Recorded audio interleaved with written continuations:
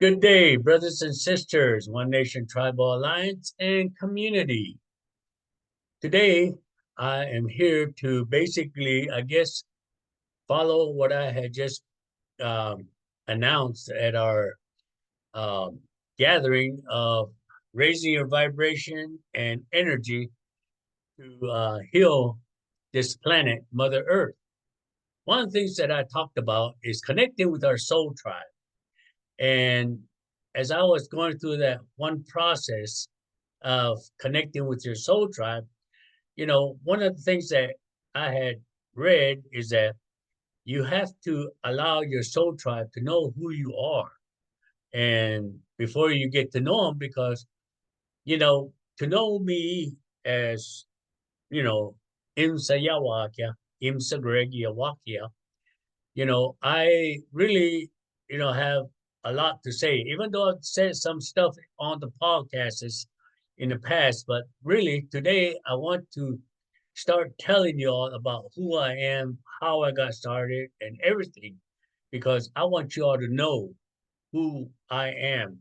And, you know, I'm just going to say as much as I can, and I'm not going to try to drag it on because, you know, I'm gonna break it up in series if I have to.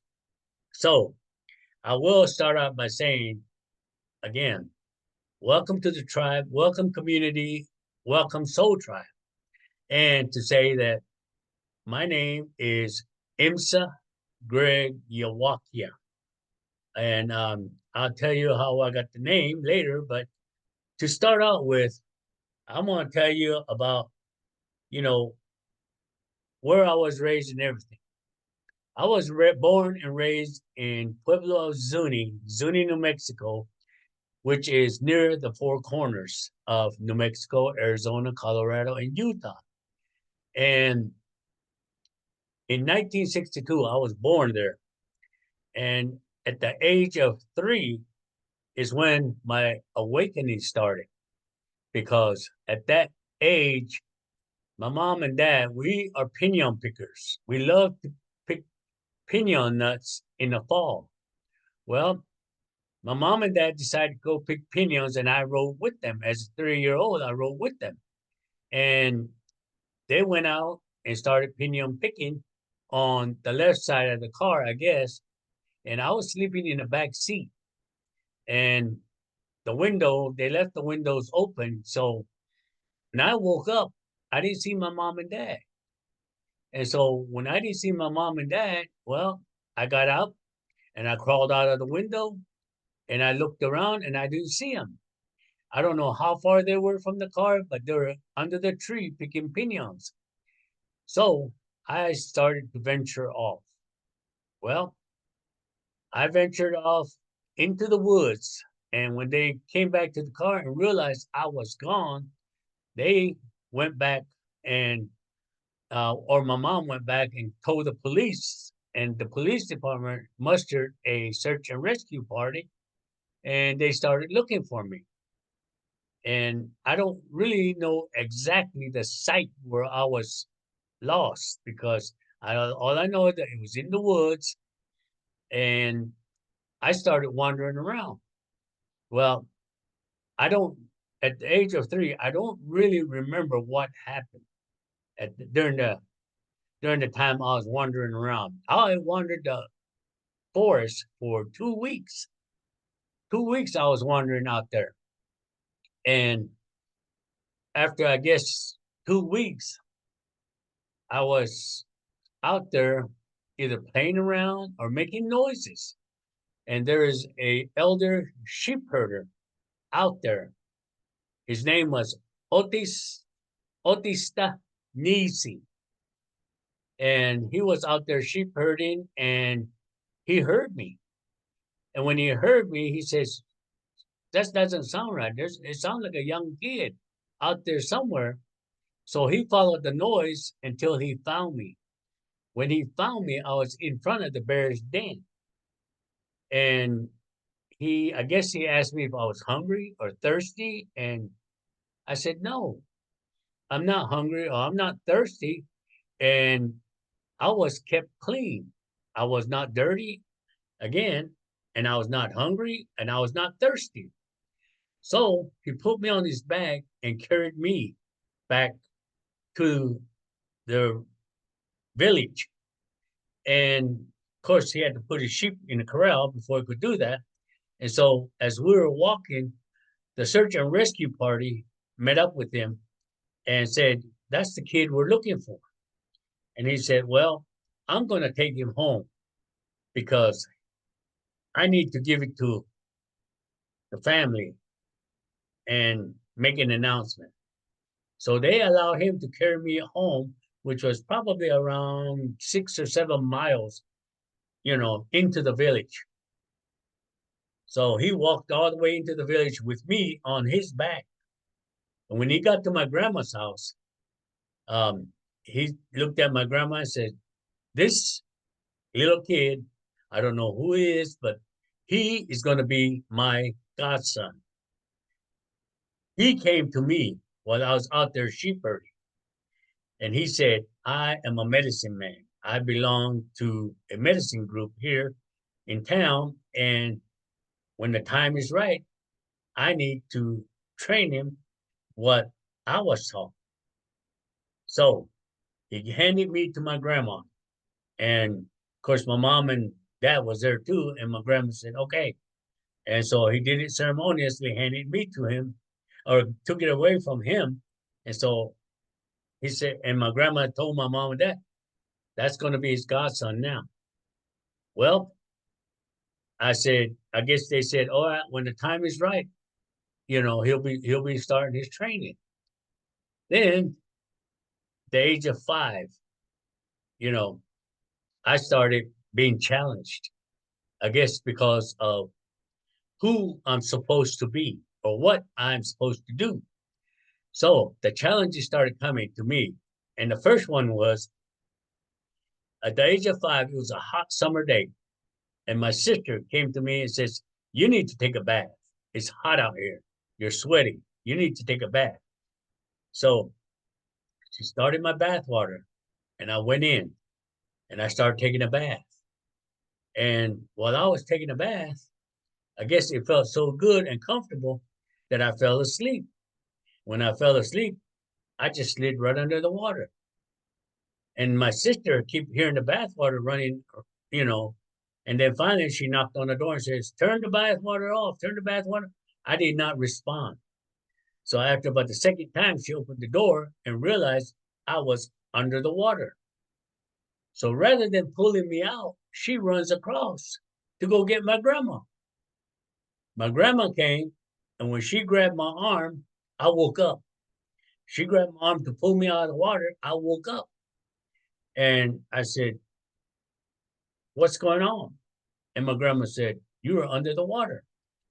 And I, of course, at the age of 5, it didn't make no sense to me. So I said, "Okay, all right."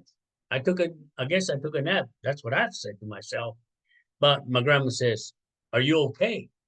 I said, "Yes, I'm okay. I'm okay." So everything went fine. And they said, "Well, we don't need to tell his godfather at that time, but, you know, we just, take note of what happened." So at the age of 6, I started school and we were at the playground playing King of the Slide. At that time, we had a 12-foot slide. I mean, those of you back in my days that know what a slide is, I mean, King of the Slide meaning that the person up top is the king of that slide. And those that are climbing up, they have to push him off in the slide to claim that king of the slide. So here I am climbing up the slide. I wanted to get him off so I can be king of the slide. And so I went and he kept kicking me, kicking me, kicking me. Finally, he kicked me just right to where I fell off. I fell off from the top of that slide. And when I fell and I landed, I hit the concrete. And all I remember next time is that I'm sitting in a station wagon in the back. My body's on a stretcher, and I'm sitting right beside it. And I'm saying, "What's going on? What's going on?" So they wheeled me into the emergency room, and the doctor started working on me, working on me. And I remember exactly what he said. He said, 3:24, time of death. And he just said, that's it. And so I remember them putting a sheet over me and I'm saying, what's going on? I'm up there saying, what's going on? And back then they had the old gurneys as stretchers. And there was a power cord across the floor. And they were trying to wheel it. And when they forced that that gurney to go over the cord, it collapsed. And when it collapsed and hit the floor, I woke up. I woke up and everybody went crazy again. And the doctor came back and said, checked me out and everything. At 4:30, I was walking out of that hospital.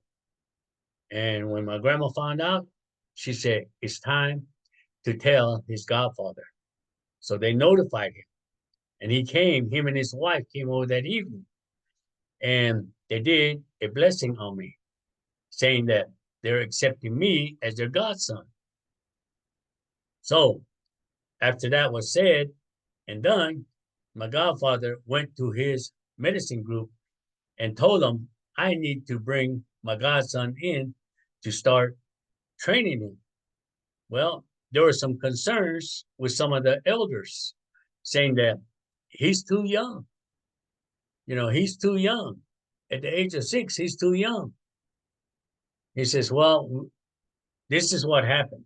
And he told them, before we lose him, we need to start training him, protecting him.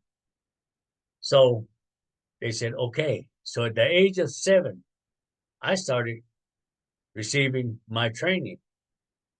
And during this training, it wasn't training about modalities. It was training about who I am, who I need to be. And so I did a lot of fasting. I did a lot of protection ceremonies, and I did a lot of meditation. And I know people nowadays say, that don't happen. Yeah, it did back when I was growing up. That's the reason why when you're fasting during the winter months, you stay in your kiva, and back then, yes, I stayed in my kiva and I had the elders constantly, like almost 24/7 training, teaching me, teaching me about, how to protect myself, how to do this, teach me about the relics that are out there, the shrine, this and that, everything. Taught me about it. And I said, okay. And they told me, you need to learn real good because one day you're going to have to interpret this to the younger generation. I said, okay. So I did my best and I learned as much as I could. And I was like a sponge. And there's a lot of things that happened during that time of period of training because, you know, my grandma said, I'm gonna keep you out of school. And I said, why? Everybody's going to school. I want to go to school with my friends. She said, no, you're different. You're different. We don't want you to be uh, I guess, influenced by whatever they are doing out there. So she kept me from school and, I learned, things, but I learned it out in the field, you know, but as time went on and about at the age of probably 10, um, when I guess that's when you go into 5th grade, school was starting. And I said, I want to go to school, Grandma. I want to go to school. And she finally said, okay. So I started school at 5th grade. And I guess what they taught at 5th grade, you know, already had the knowledge of. I didn't learn it, but I had the knowledge of what they were teaching. So I picked it up right away and I made a few friends. A couple of them knew who I was and what they were training me to do.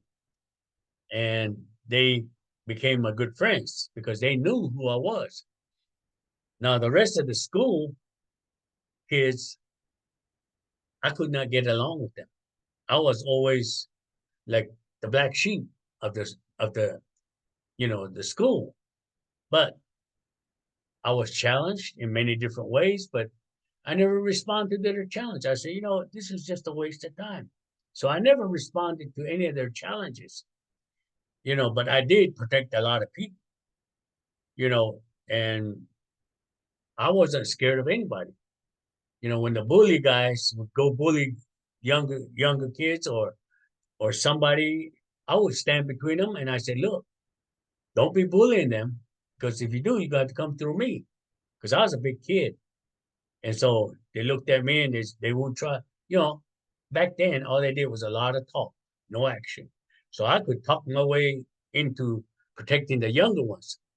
So as I went along in my school years, I was taught more things. The, you know, the things that I was taught while I was, in the Kivas and everything was self-discipline. I had to take, the self-discipline seriously, because they always told me you can do 100 things positive and everybody will acknowledge that.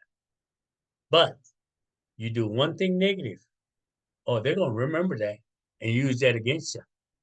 So you got to watch how you present yourself, because you have to, you know, help these people. You have to answer to these people. They don't have to answer to you, but you have to answer to them, because you are going to be needed no matter what. So self-discipline was taught to me. And again, protection. How do you protect yourself, you know, at that age, And so they taught me, you know, communicate, constant, you know, connection with the creator, father and mother, constant connection. Don't go into that 3D world. And I said, okay. So I started, you know, my fifth dimension training started coming in and cleansing, cleansing yourself, you know, and giving offerings, you know. And so I started practicing that at a very young age. And of course, I asked a lot about the prayers. I said, can you teach me how to pray to cleanse yourself? No. And they said, no, we don't teach that. Whatever is in your heart, you pray. Because when you pray, when you connect and pray, you're teaching your inner self to communicate with the father and mother. So whatever you are praying and seeking, you're asking your body to connect with the spirit and seek what you are asking for during your meditation, during your prayer, during your fasting. Whatever you're asking your body. You're seeking your inner journey. So as time went on, again, I was not taught the modalities. Modalities started coming without me realizing. Then at the age of 9, 10, they started saying, okay, are you ready? I said, ready for what? Ready for help people. And I said, do you think I'm ready? He said, we can't answer that for you. You have to answer that for yourself. So at that time, they said, you are ready. And they're trying to tell me that I am ready. So they started working with me about being ready. And I started looking at how the elders would get themselves ready to help people during ceremonies. So one day I just felt led. I got up and I did what they were doing, And of course, again, I was taught to talk to your inner self, pray for yourself. And when you get that modality started, keep connected. Look at the shrine. Look at, what is out here. Listen to the songs that they're singing. Listen to the prayers that they're praying. Not only listen to them, but listen to how you are coming about. Listen to your inner self. Follow your inner self.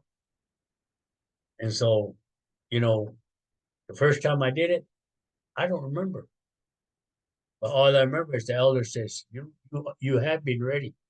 When the ceremony was over and said and done, the elders came up to me and says, you have been ready. You're going to be powerful, but you have been ready. I said, how is that? Like, how am I going to be more powerful than anything? He said, because you are more connected. You are taking it within your heart. Your spirit is connected with your body and father and mother. You are constantly connected. And I started doing that. And so as I was going into my junior high and all those upper school grades, yes, I had a lot of outside challenges. People would go out.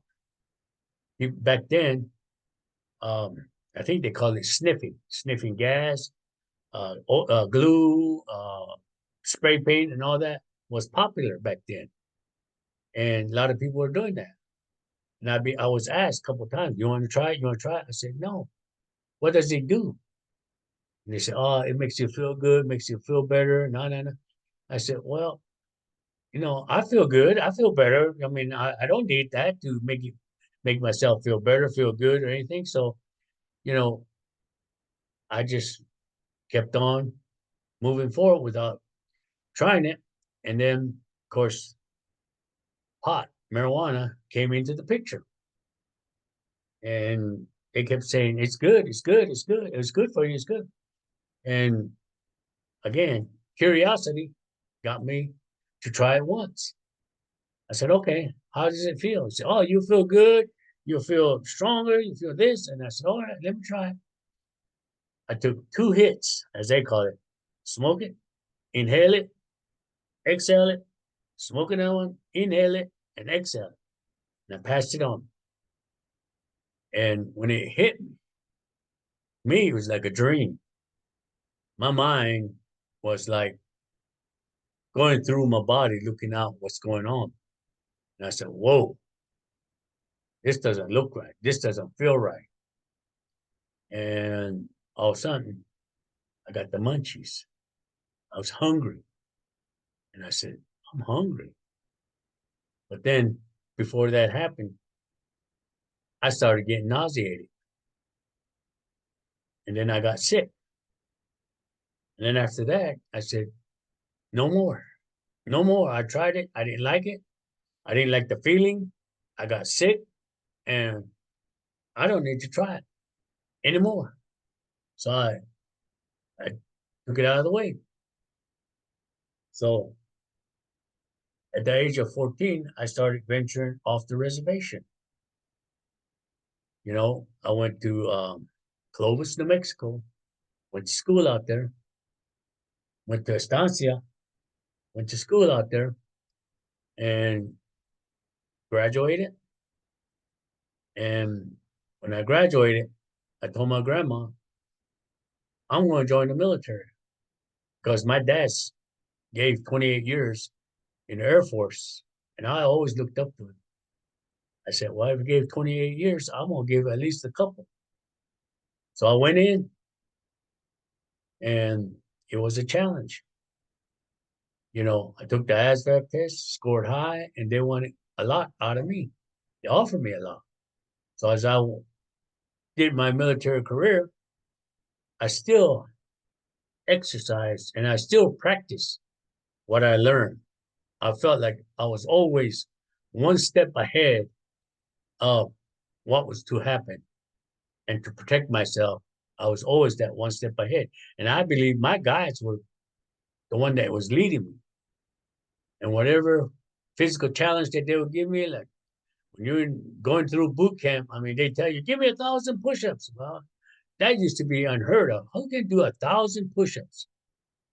Until I saw a good friend of mine.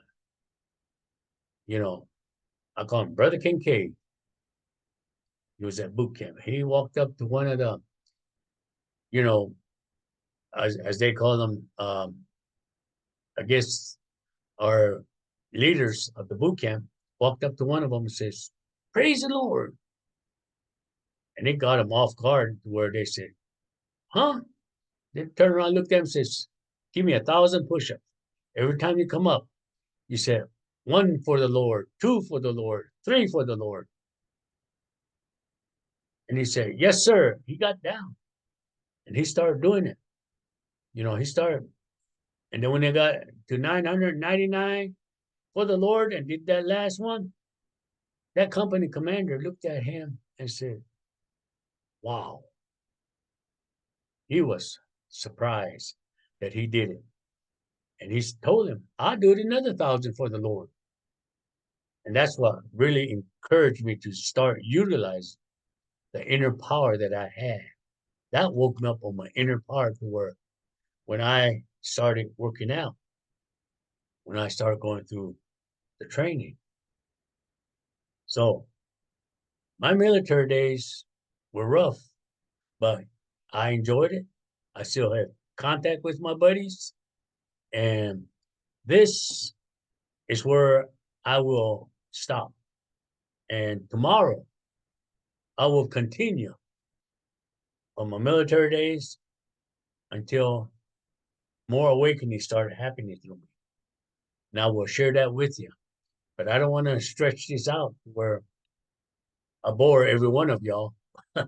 Anyway, this is just the start of how I went from my training when I joined the military, which I was at the age of, you know, 18. And so I just want to say, like I said, thank you for listening. And I want to get y'all to know me as I want to get to know you as my tribe. So again, I will continue this tomorrow and y'all have a blessed day. And I love y'all. So good day.